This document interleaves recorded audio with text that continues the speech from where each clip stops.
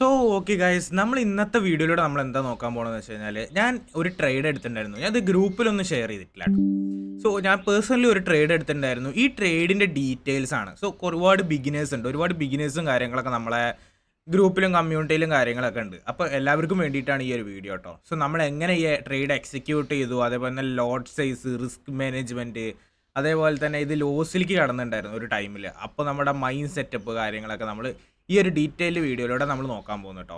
So video മുഴുവനായിട്ട് കണ്ടോ, അതേപോലെ തന്നെ താല്പര്യം ഉണ്ടെങ്കിൽ ലൈക്ക് അടിച്ചോ. ഓക്കെ, സോ ഞാൻ നിർബന്ധിക്കുന്നില്ല. സോ നമുക്ക് നേരെ വീഡിയോയിലോട്ട് പോയാലോ. ഓക്കെ, സോ നമ്മൾ നേരെ വീഡിയോയിലോട്ട് പോവാണ്. സോ ഇതാണ് ആ ട്രേഡ്. ഓക്കെ, സോ ഈ ട്രേഡിൻ്റെ പ്രത്യേകത എന്ന് പറയുന്നത്, ഇത് ഞാൻ ഒരുപാട് കാലം വെയിറ്റ് ചെയ്തിട്ട് കിട്ടിയ ട്രേഡാണ്. ഏകദേശം ഒരു 2 ആഴ്ച ഞാൻ ട്രേഡ് എടുത്തിട്ടില്ല. 2 ആഴ്ചത്തോളം കഴിഞ്ഞിട്ട് കിട്ടിയ ട്രേഡാണത്. സോ എനിക്ക് കുറച്ച് വേണ്ടപ്പെട്ട ഒരു ട്രേഡും കൂടി ആയിരുന്നു അത്. സോ ഞാൻ ഒരുപാട് കാലം വെയിറ്റ് ചെയ്തിട്ട് കിട്ടിയൊരു ട്രേഡായിരുന്നു. ഒരാഴ്ച ബിസി ആയിരുന്നു, ഒരാഴ്ച ട്രേഡിന് വേണ്ടി വെയിറ്റ് ചെയ്തു, നല്ലൊരു ഓപ്പർച്യൂണിറ്റിക്ക് വേണ്ടി വെയിറ്റ് ചെയ്തു. കാരണം കഴിഞ്ഞ ആഴ്ച, അതിൻ്റെ മുമ്പത്തെ ആഴ്ചയൊക്കെ മാർക്കറ്റ് എൻറ്റയർലി ഫുൾ മാനിപ്പുലേഷൻ ആയിരുന്നു. സോ മാർക്കറ്റ് ഫുൾ കൺസൾട്ടേഷൻ സ്റ്റേജും സൈഡ് വേസ് കൺസൾട്ടേഷൻ എന്നൊക്കെ പറയുന്ന ഒരു ട്രെൻഡിലായിരുന്നു മാർക്കറ്റ് പോയിക്കൊണ്ടിരുന്നത്. സോ അങ്ങനെ നമുക്ക് മിഞ്ഞാന്നാണ് ഈ ട്രേഡ് കിട്ടുന്നത്. സോ ഈ ട്രേഡിൻ്റെ ഡീറ്റെയിൽസാണ് നമ്മൾ നോക്കുന്നത് കേട്ടോ. സോ ഈ ട്രേഡ് കിട്ടിയിട്ടുള്ളത് എങ്ങനെയാണെന്ന് വെച്ച് കഴിഞ്ഞാൽ, സോ ഇതൊരു ഓർഡർ ബ്ലോക്ക് എൻട്രിയാണ്. നമുക്ക് ഓർഡർ ബ്ലോക്ക് എൻട്രി എന്ന് പറയുമ്പോൾ നമുക്ക് കാണാൻ പറ്റും. അതായത് നോർമലി ഈ ഒരു റേഞ്ചിൽ എത്തുമ്പോൾ നമുക്ക് ഈ ഒരു ഓർഡർ ബ്ലോക്കിൻ്റെ 50% ഇവിടെ കവർ ആയിട്ടുണ്ട്. സോ നമ്മൾ എന്ത് ചെയ്തു, ഇവിടുന്ന് നമുക്ക് കൺഫർമേഷന് വേണ്ടിയിട്ട് നമ്മൾ വെയിറ്റ് ചെയ്തു. സോ നമ്മൾ എന്ത് ചെയ്തു, ഇന്ന ടൈം ഫ്രെയിംസിൽ പോയിട്ട് നമ്മൾ കൺഫർമേഷൻ നോക്കി. സോ ഏകദേശം ഈ ഒരു റേഞ്ച് ബ്രേക്ക് ആയപ്പോൾ നമുക്ക് എന്ത് ചെയ്തു, കൺഫർമേഷൻ കിട്ടി. അപ്പോൾ ഞാൻ എന്ത് ചെയ്തു, ഇവിടുന്ന് എൻട്രി പ്ലേസ് ചെയ്തു. ഓക്കെ, ഈ ഒരു റേഞ്ചിൽ നിന്നാണ് ഞാൻ എൻട്രി പ്ലേസ് ചെയ്തത്. സോ ഇത് എൻട്രി പ്ലേസ് ചെയ്തിട്ട് മാർക്കറ്റ് എന്ത് ചെയ്തു, സഡൻലി ഒന്ന് കൊളാപ്സായി. അതായത് കുറച്ചുകൊണ്ട് കയറിയിട്ട് സഡൻലി മാർക്കറ്റ് എന്ത് ചെയ്തു, ഈ ഒരു ക്യാൻഡിൽ എന്ന് പറയുന്നത് നമ്മുടെ FOMC സ്റ്റേറ്റ്മെൻറ്റ് എന്നുള്ള ഒരു ന്യൂസ് ഉണ്ടായിരുന്നു. FOMC സ്റ്റേറ്റ്മെൻറ്റ് എന്നുള്ളത്, ഈ FOMC സ്റ്റേറ്റ്മെൻറ്റ് ന്യൂസ് വന്നപ്പോൾ എന്ത് ചെയ്തു, മാർക്കറ്റ് സഡൻലി ഇവിടെ നിന്ന് കൊളാപ്സായി. സോ ഞാൻ എന്ത് ചെയ്തു, എൻ്റെ SL ഇതിൻ്റെ അടിയിലാണല്ലോ. സോ ഞാൻ എന്ത് ചെയ്തു, ന്യൂസ് വന്നപ്പോൾ ഏകദേശം SL അടിക്കുമോ എന്നുള്ളൊരു ഇതിലായിരുന്നു ഞാൻ നിന്നിരുന്നത്. ബട്ട് നമ്മുടെ ഭാഗ്യത്തിന് എന്ത് ചെയ്തു, അത് SL അടിച്ചില്ല. കാരണം അതൊരു റീടെസ്റ്റ് ആയിട്ട് കണക്ക് കൂട്ടി. ഓക്കെ, മേ ബി ഒരു റീടെസ്റ്റ് ഉണ്ടാവും എന്ന് അറിയാമായിരുന്നു. ഒരു റീടെസ്റ്റ് ആയിട്ട് കണക്ക് കൂട്ടി, അത് റീടെസ്റ്റ് അടിച്ചു. ജസ്റ്റ് വിക്കായപ്പോൾ എനിക്ക് ഉറപ്പായി എന്തായി, മാർക്കറ്റ് എന്തായാലും കയറും. സോ ഞാൻ എന്ത് ചെയ്തു, കണ്ടിന്യൂ ഹോൾഡ് ചെയ്തു. ഓക്കെ, പിന്നെ അവിടുന്ന് താന്നില്ല. പിന്നെ അവിടുന്ന് സഡൻലി മാർക്കറ്റ് റഷായി മുകളിലോട്ട്. പിന്നെ നിങ്ങൾ ശ്രദ്ധിക്കേണ്ടത്, ഈ സഡൻലി റഷ് ആയപ്പോൾ പിന്നെ മാർക്കറ്റ് തിരിച്ചിറങ്ങുമല്ലോ. അതായത് മാർക്കറ്റ് ഒരേ ടൈമിൽ ഇങ്ങനെ കയറി പോവില്ല. മാർക്കറ്റ് എന്ത് ചെയ്യും, അവിടുന്ന് ഇങ്ങനെ ഇറങ്ങി കുറച്ച് ചിലപ്പോൾ ഇറങ്ങും, ചിലപ്പോൾ അടിയിലെത്തും, വീണ്ടും ആ ഓർഡർ ബ്ലോക്കിൽ വന്ന് ടച്ച് ചെയ്തിട്ട് മാർക്കറ്റ് കയറിപ്പോവും. ഇങ്ങനത്തെ സംഭവങ്ങളൊക്കെ മാർക്കറ്റിൽ ഉണ്ടാവുന്നതാണ്. സോ ഞാൻ എന്ത് ചെയ്തു, നോക്കി ഇവിടെ എത്തിയപ്പോൾ മാർക്കറ്റ് എന്ത് ചെയ്തു, ഇവിടുന്ന് മാർക്കറ്റ് അടിയിലോട്ട് ഇറങ്ങുന്നുണ്ടപ്പോൾ ഞാൻ വിചാരിച്ചു ഇതെന്താ ഡബിൾ ടോപ്പായിട്ട് ഇറങ്ങുകയാണോ എന്ന് വിചാരിച്ചു. അപ്പോൾ അതിൻ്റെ അടിയിൽ ഞാൻ എന്ത് ചെയ്തു, ഒരു FEG കണ്ടു. സോ ഈ ഒരു പ്ലേസിൽ നമുക്കൊരു FEG കാണാൻ പറ്റി. സോ ഞാൻ എന്ത് വിചാരിച്ചു, FEGയിൽ തട്ടിയിട്ട് പോകാനുള്ള സാധ്യതയുണ്ട്. സോ ഞാൻ വെയിറ്റ് ചെയ്തു. സോ മാർക്കറ്റ് എന്ത് ചെയ്തു, ഇവിടെ ഈ ഒരു ക്യാൻഡിൽ കാണുന്നുണ്ടല്ലോ, ഈ ക്യാൻഡിൽ കണ്ടിന്യൂസ് റിജക്ഷൻസ് ആയിരുന്നു. സോ ഇവിടെ എത്തണോ കയറുന്നു, റിജക്ഷൻസ് ആയിരുന്നു. ഒരു ഒട്ടുമിക്ക ടൈമിൽ ഇത് റിജക്ഷൻസ് ആയിരുന്നു. കാരണം ഇത് 4 hour ടൈം ഫ്രെയിംസ് ആണ്, 4 മണിക്കൂറിൻ്റെ ടൈം ഫ്രെയിമാണ്. ഈ 4 മണിക്കൂറിൻ്റെ ടൈം ഫ്രെയിം എന്ന് പറയുന്നത് ഭയങ്കര വലിയ ഗ്യാപ്പാണ്. സോ അവിടെ എന്ത് വേണമെങ്കിലും സംഭവിക്കാം. ഓക്കെ, ഇത് നോർമലി ക്ലോസ് ചെയ്തു, വിക്കൊന്നും ഇല്ലാതെ ക്ലോസ് ചെയ്തു. അടുത്തത് ഈ ഒരു ക്യാൻഡിലും കണ്ടിന്യൂസ് റിജക്ഷൻസ് തന്നെയായിരുന്നു. സോ ഞാൻ എന്ത് ചെയ്തു, ഉറപ്പിച്ചു. ഇങ്ങനെ റിജക്ഷൻസ് വരുമ്പോൾ ഞാൻ എന്തായാലും ഉറപ്പിക്കാറുണ്ട്, കാരണം ഈ ഒരു FEG വാലിഡ് ആണെന്നുള്ളത്. സോ ഈ FEGയിൽ തട്ടിയിട്ട് എന്ത് ചെയ്തു, മാർക്കറ്റ് കയറി ഈ ഒരു ലെവൽ എത്തിയപ്പോൾ മാർക്കറ്റ് ക്ലോസ് ചെയ്തു. കാരണം ഇന്നലെ വെള്ളിയാഴ്ച ആയതുകൊണ്ട് മാർക്കറ്റ് ക്ലോസ് ചെയ്തു. സോ ഇനി ഇത് തിങ്കളാഴ്ച മാർക്കറ്റ് ഓപ്പൺ ചെയ്യുമ്പോൾ, മാർക്കറ്റ് ഓപ്പൺ ചെയ്ത ഉടനെ തന്നെ ഒരു ഇതുണ്ടാവില്ല. മേ ബി എനിക്ക് തോന്നുന്നു ഒരു ഏഷ്യൻ സെക്ഷനിലോ ഒരു ലണ്ടൻ സെക്ഷനിലോ ഈ മാർക്കറ്റ് ഒരു ബുള്ളിഷ് മൂവ്മെൻറ്റ്, അതായത് ഇതിൻ്റെ TP അടിക്കാനുള്ള സാധ്യത ഉണ്ട്. ഓക്കെ, സോ ഇതിൻ്റെ പ്രോഫിറ്റ് എന്ന് പറയുന്നത് ഏകദേശം ഞാൻ കാണിച്ചു തരാം. ഓക്കെ, സോ ഇതെൻ്റെ ലോസ് ആയിട്ടുള്ള ഒരു അക്കൗണ്ടാണ്. സോ ഇതിൻ്റെ പ്രോഫിറ്റ് ഞാൻ കാണിച്ചു തരാം. സോ ഇതിൻ്റെ ലോസ് ഫണ്ടഡ് അക്കൗണ്ടാണ്. സോ ഇതിൻ്റെ പ്രോഫിറ്റ് കണ്ടോ, $126 ആണ്. ഞാൻ നമ്മളിനി റിസ്കിനെ കുറിച്ചാണ് പഠിക്കണം. റിസ്ക് ഞാൻ വെച്ചിട്ടുള്ളത്. സോ ഞാൻ റിട്ടേൺ പോവാണ്. സോ ഞാൻ ട്രേഡിംഗ് വ്യൂവിനെ എടുത്തു. റിസ്ക് എന്ന് പറയുന്നത് 1%. അതായത് $50 അടിയിൽ ഞാൻ ഏകദേശം $48-49 വെച്ചിട്ടുള്ളത്. കാരണം എന്താണെന്ന് വെച്ച് കഴിഞ്ഞാൽ, ഈ ട്രേഡിൽ സ്വാപ്പ് ഫീ എന്ന് പറഞ്ഞിട്ടൊരു സംഭവമുണ്ട്. നിങ്ങൾക്ക് ഇവിടെ നോക്കിക്കഴിഞ്ഞാൽ കാണാൻ പറ്റും. സ്വാപ്പ് ഫീ എന്ന് പറഞ്ഞിട്ടൊരു സംഭവം കാണുന്നില്ലേ, പ്ലസ് കമ്മീഷൻ. സോ ഇത് ഏകദേശം സ്വാപ്പ് ഫീ എന്ന് പറയുന്നത് ഏകദേശം $3.5 വരുന്നുണ്ട്. സോ ഇതും കൂടി ചേർത്ത $4. സോ ഞാൻ $2 ഗ്യാപ്പ് ഇട്ടിട്ടാണ് വെച്ചിട്ടുള്ളത്. സോ നിങ്ങൾക്ക് ഇവിടെ ഇത് ഓപ്പൺ ചെയ്യാൻ പറ്റില്ല. സോ ഓപ്പൺ ചെയ്യാൻ പറ്റില്ല കാരണം എന്താ വെച്ചാൽ മാർക്കറ്റ് ക്ലോസ്ഡ് ആണ്. സോ എനിക്ക് സ്റ്റോപ്പ് ലോസ് ഒന്നും ഓപ്പൺ ചെയ്യാൻ പറ്റുന്നില്ല. സോ ഞാൻ $48 വെച്ച് കഴിഞ്ഞാൽ ടോട്ടൽ ബാക്കി എനിക്ക് വരുന്നത് 24 പറയുമ്പോൾ $48 ആണ്. സോ $2 അവിടെ ബാക്കിയുണ്ട്. ഈ $2 എനിക്ക് സ്വാപ്പ് ഫീക്ക് കൊടുക്കാം. ഓക്കെ, സോ ഇവിടെ $3 ആയിട്ടുണ്ട്. ഞാൻ എന്ത് ചെയ്തു, അപ്പോൾ ഇത് കൂട്ടി വെച്ച് എനിക്കിനി മാർക്കറ്റ് ഓപ്പൺ ചെയ്യുമ്പോൾ ഇത് കുറച്ച് കൂട്ടി വെക്കണം. അതായത് ഈ സ്വാപ്പ് ഫീ, അതായത് എൻ്റെ ഒരു പ്രോഫിറ്റ് എന്ന് പറയുന്നത് $160 ആണ്. 1:3 റേഞ്ചാണ് കേട്ടോ. അതായത് ഞാൻ $50 സ്റ്റോപ്പ് ലോസ് വെച്ചിട്ടുള്ളത് എന്നുണ്ടെങ്കിൽ എൻ്റെ ടാർഗറ്റ് എത്രയായിരിക്കണം എന്നറിയോ? സോ ഞാൻ എൻ്റെ ടാർഗറ്റ് 150 ആണ്. അതായത് ഞാൻ മിനിമം ടാർഗറ്റ് എന്ന് പറയുന്നത് 1:2 റേഞ്ച് ആവണം. ഒരിക്കലും 1:1 റേഞ്ച് അങ്ങനത്തെ ഒന്നും ട്രേഡ് എടുക്കാൻ പോരുത്. ഞാൻ 1:1 റേഞ്ച് വെച്ച് കഴിഞ്ഞാൽ എനിക്ക് അടുത്ത ലോസ് വന്നു കഴിഞ്ഞാൽ ഇത് കവറാക്കാൻ പറ്റില്ല. മനസ്സിലായോ? ഞാൻ ഒന്നില്ലെങ്കിൽ 1:2 അല്ലെങ്കിൽ 1:3 അല്ലെങ്കിൽ അതിൻ്റെ മേലെ എടുക്കാറുള്ളൂ. സോ എനിക്കിവിടെ കിട്ടിയിരിക്കുക 1:3 ആണ്. അതായത് $50 ഞാൻ റിസ്ക് വെച്ചപ്പോൾ എനിക്ക് $150 ഇവിടെ പ്രോഫിറ്റ് കിട്ടാൻ പോകുന്നത്. സോ 150 അല്ല $160 ഇവിടെ പ്രോഫിറ്റ് കിട്ടാൻ പോകുന്നത്. സോ ഏകദേശം ഒരു 95% വേണ്ട, ഒരു 80% ഇപ്പോൾ ടാർഗറ്റിൻ്റെ അടുത്താണ് മാർക്കറ്റ് നിൽക്കുന്നത്. സോ ഇനി എന്ത് ചെയ്യുമോ അറിയോ മാർക്കറ്റ്? ഇനി അടുത്ത മാർക്കറ്റ് ഈ മൺഡേയിലെ മാർക്കറ്റ് ഓപ്പൺ ചെയ്യുമ്പോൾ മാർക്കറ്റ് മുകളിലെത്തും. സോ ഇതൊരിക്കലും ഡൗൺ സൈഡിലേക്ക് വരാനുള്ള ചാൻസ് കുറവാണ്. കാരണം നമുക്ക് നോക്കിക്കഴിഞ്ഞാൽ തന്നെ കാണാൻ പറ്റും മാർക്കറ്റ് ഒരുവിധം മുകളിൽ എത്തിയിട്ടുണ്ട്. സോ എൻറ്റയർലി ഡിഫറെൻ്റ് ആണ് ക്യാൻഡിൽസൊക്കെ കാണിക്കുന്നത്. കാരണം ഇവിടെ റെഡ് ആണ്, ഇവിടെ ഗ്രീനാണ് കാണിക്കുന്നത്. സോ അത് ചാർട്ടിൻ്റെ വ്യത്യാസമാണ്. ഇത് ഒനാണ്ട ചാർട്ടാണ്. ചാർട്ടിൻ്റെ വ്യത്യാസങ്ങൾ അവിടെ വരുന്നുണ്ട്. ഓക്കെ, FXCM ചാർട്ടൊക്കെ വ്യത്യാസമുണ്ട്. ഈ ബ്രോക്കറിൻ്റെ ചാർട്ട് ഏതാണെന്ന് എനിക്ക് കറക്റ്റ് അറിയില്ല, അതുകൊണ്ടാണ് ഇത് വ്യത്യാസങ്ങൾ വരുന്നത്. ബട്ട് എൻറ്റയർലി എന്താണ്, സ്ട്രക്ചറൊക്കെ ഒരേപോലെ തന്നെയായിരിക്കും. ഓക്കെ, സ്ട്രക്ചർ ഒരേപോലെ തന്നെയായിരിക്കും. പിന്നെ ഇതിൽ മൈൻഡ് കൺട്രോൾ, റിസ്ക് മാനേജ്മെൻറ്റ് മനസ്സിലായല്ലോ. 1:2 1:3 അതിൻ്റെ മേലെ വെക്കണം. സോ ഒരു പ്രാവശ്യം ഇപ്പോൾ സ്റ്റോപ്പ് ലോസ് അടിച്ചു പോട്ടെ, കാര്യമില്ല. നിങ്ങൾക്ക് ഇപ്പോൾ ഒരു 5,000 അക്കൗണ്ട് ആണെന്നുണ്ടെങ്കിൽ നിങ്ങൾക്ക് 10 ട്രേഡ് എടുക്കാൻ പറ്റും. 10 ട്രേഡിൽ 10 ലോസ് ആവില്ലല്ലോ, അത് ഒരിക്കലും ആവില്ല. 10 ട്രേഡിൽ 10 ലോസ് ആവുകയാണെന്നുണ്ടെങ്കിൽ നിങ്ങൾക്ക് ട്രേഡിങ്ങിനെ കുറിച്ച് ഒന്നും അറിയില്ല എന്ന് വേണം നമുക്ക് മനസ്സിലാക്കാൻ. സോ നമ്മൾ എന്ത് ചെയ്യണം, 1% തന്നെ റിസ്ക് വെച്ചിട്ട് നമ്മൾ ട്രേഡ് ചെയ്യണം. സോ അക്കൗണ്ട് പോവണ പോട്ടെ, നമ്മൾ പഠിക്കുന്ന കാലത്താണ് അക്കൗണ്ട് പോവണ പോട്ടെ. നമുക്ക് ഒരുപാട് കാശ് കൊണ്ടേ കളയുന്നതിനെക്കാട്ട് നമ്മൾ ചില്ലറ $11-12 കൊണ്ടേ കളയുന്നുള്ളൂ. സോ അത് ചെറിയ എമൗണ്ട് അല്ല, $11-12 എന്നൊക്കെ അറിയാം. പക്ഷേ പഠിക്കുന്ന കാലത്ത് എന്ന് പറയുന്നത് ഒരു ചെറിയ എമൗണ്ട് ആണ്. സോ ട്രേഡിംഗ് എന്ന് പറയുന്നത് ലോസ് ഇല്ലാതെ ചെയ്യാൻ പറ്റില്ല നമുക്ക്. ഓക്കെ, സോ നമ്മൾ എന്ത് ചെയ്യുക, 1% തന്നെ റിസ്ക് വെച്ചിട്ട് ചെയ്യുക. ഓക്കെ, പിന്നെ മൈൻഡ് കൺട്രോൾ. സോ ഞാനിത് സ്റ്റോപ്പ് ലോസ്, അതായത് ഈ ഒരു സ്റ്റോപ്പ് ലോസിൻ്റെ അടുത്ത് എത്തിയപ്പോൾ എനിക്ക് വല്ലാതെ പ്രത്യേകിച്ചൊന്നും തോന്നിയില്ല. സോ ഒരു ബിഗിനർ ആണെന്നുണ്ടെങ്കിൽ നമുക്ക് എന്ത് ചെയ്യാം, മൈൻഡ് കൺട്രോൾ വിട്ട് പോകും. അതായത് ആകെ പ്രാന്താവും. ഇത് ഇപ്പോൾ സ്റ്റോപ്പ് ലോസ് അടിക്കുമോ, പാനിക് സെല്ലൊക്കെ നടത്തും. അതായത് പാനിക്കലി ഇതാണ് ക്ലോസ് ചെയ്ത് കളയും. സോ അതിന് നിയന്ത്രിക്കാനായിട്ട് ഈ ചാർട്ട് ഉണ്ടല്ലോ, അടിയിലോട്ട് വരുമ്പോൾ ജസ്റ്റ് ലാപ്ടോപ്പ് ഒന്ന് ഓഫാക്കി വയ്ക്കുക, എന്നിട്ട് എങ്ങനെയും പോവുക. സോ ഇതൊരു സംഭവമായിട്ട് നമുക്ക് നോക്കാൻ പറ്റും. സോ സ്റ്റാർട്ടിങ് സ്റ്റേജിൽ ഇങ്ങനെയൊക്കെ ചെയ്താൽ മതി. ഇല്ല എന്നുണ്ടെങ്കിൽ ജസ്റ്റ് ഫോൺ എടുക്കുക, റീൽസ് എടുക്കണമെന്ന് ഞാൻ പറയില്ല, വേറെ എന്തെങ്കിലും നോക്കുക, നിങ്ങൾക്ക് എൻ്റർടൈൻ ചെയ്യാൻ പറ്റണത് എന്തെങ്കിലും.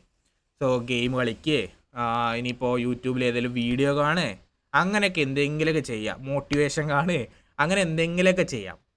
ഇതിങ്ങനെ ചെയ്താലും കൂടി നിങ്ങൾക്ക് എന്ത് ചെയ്യാൻ പറ്റും, ഈ ഒരു എന്താണ്, നമുക്കൊരു മൈൻഡിൻ്റെ ഒരു പ്രശ്നം ഓവർകം ചെയ്യാൻ പറ്റും. ഓക്കെ, സോ ഇങ്ങനെ ചെയ്ത് കഴിഞ്ഞാൽ നമുക്ക് എന്ത് ചെയ്യാൻ പറ്റും, കാര്യങ്ങൾ ഒന്നും കൂടി സ്മൂത്തായിട്ട് പോകാൻ പറ്റും.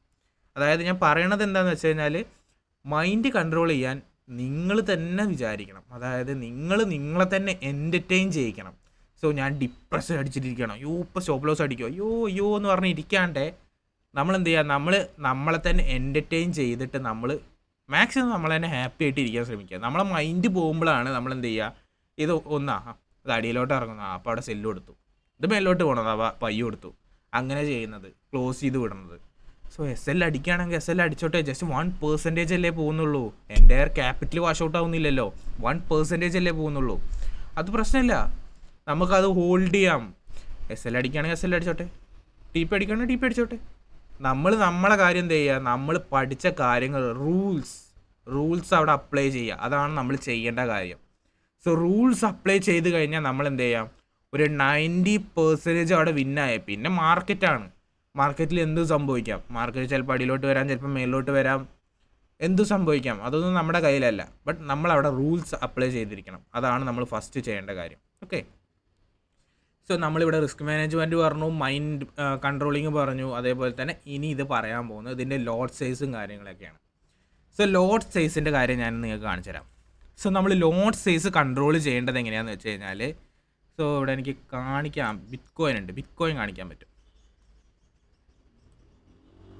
സോ ബിറ്റ്കോയിൻ്റെ ലോ ടൈം ഫ്രെയിംസ് വല്ല ഒരു ട്രേഡിൻ്റെ എന്തെങ്കിലും ഉണ്ടോ നോക്കട്ടെ കേട്ടോ. ഓക്കെ.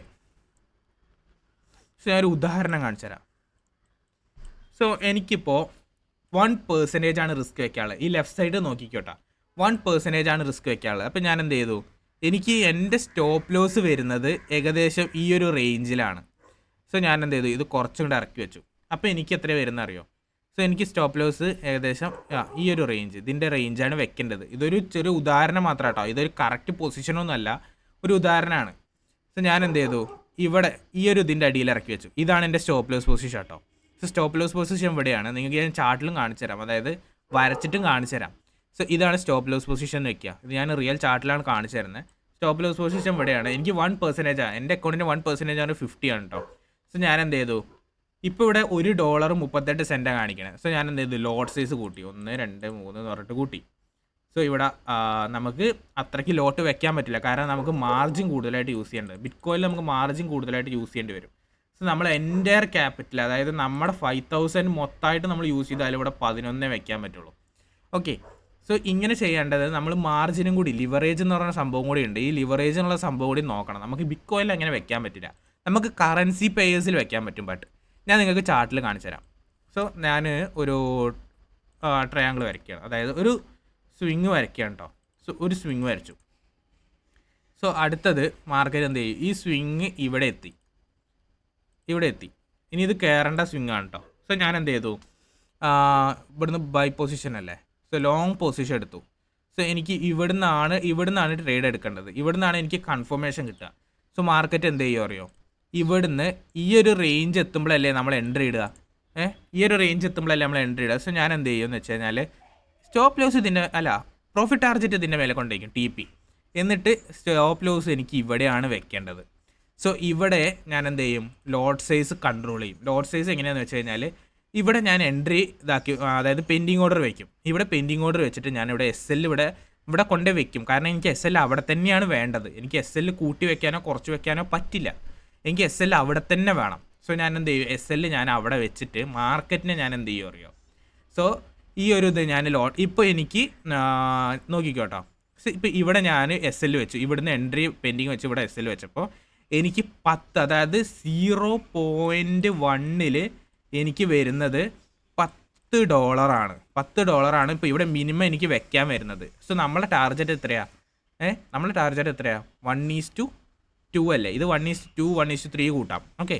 സോ എനിക്ക് $10 0.01 ഞാൻ വെച്ചപ്പോൾ, ഇവിടെ ഒരു 0 ഉണ്ട് കേട്ടോ, 0.01 ഞാൻ വെച്ചപ്പോൾ എനിക്ക് $10 ഇവിടെ SL ആയിട്ട് കാണിക്കുന്നത്.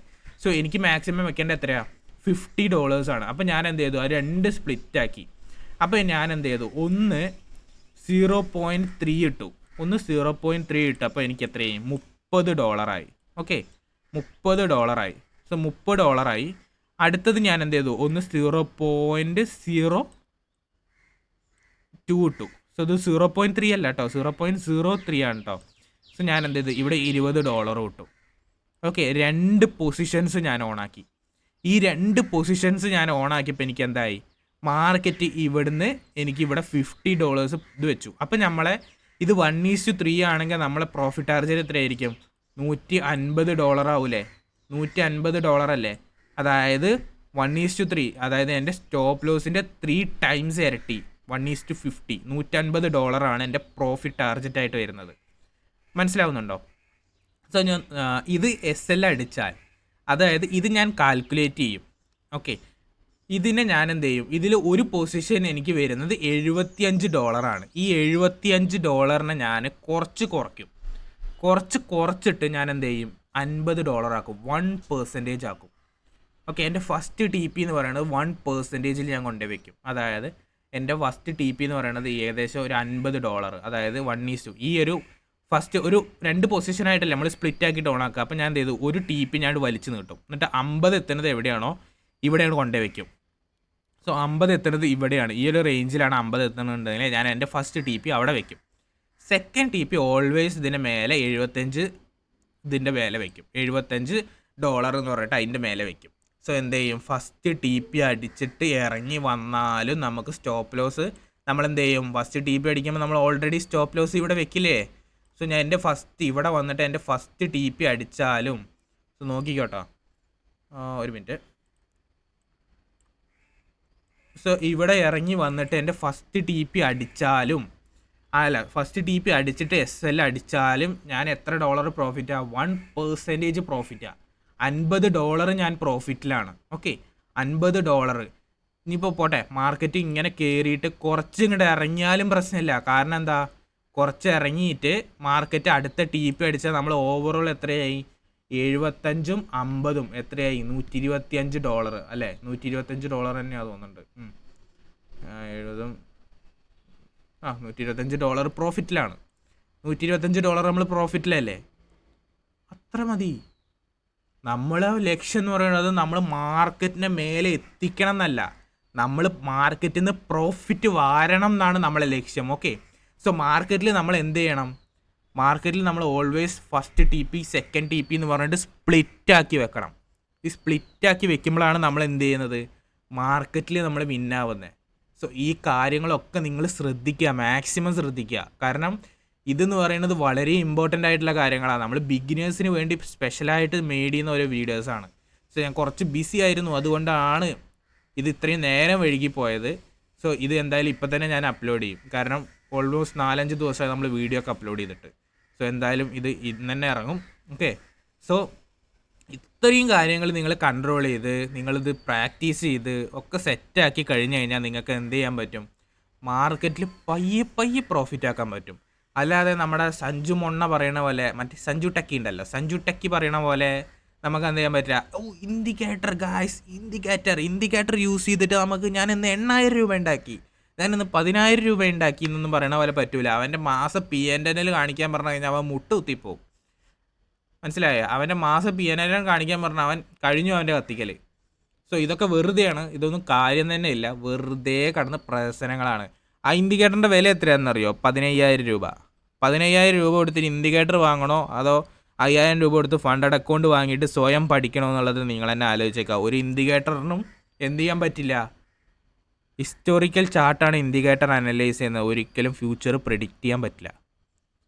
സോ ഇന്നത്തെ വീഡിയോ ഇത്രയുള്ളൂ ഗൈസ്. നമ്മൾ നാളെ പുതിയൊരു വീഡിയോ ആയിട്ട് വരും. ഈ കാര്യങ്ങളൊക്കെ നിങ്ങൾ മറക്കാതെ തന്നെ ഫോളോ ചെയ്യുക. അതേപോലെ തന്നെ നമ്മൾ നാളെ പുതിയൊരു വീഡിയോ ആയിട്ട് വരും. അതുവരേക്കും ബൈ.